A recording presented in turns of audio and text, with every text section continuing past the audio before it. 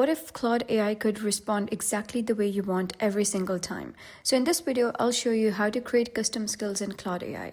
Claude doesn't have built-in skills like some tools, but you can create your own using prompts and instructions.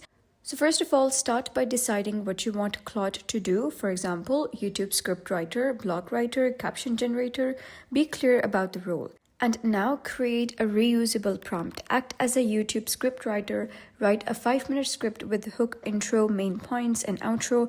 Keep it engaging and simple. Save this prompt, you'll reuse it every time. And improve the prompt by adding your style, for example, short sentences, simple language, structured format with timestamps. This makes the output consistent.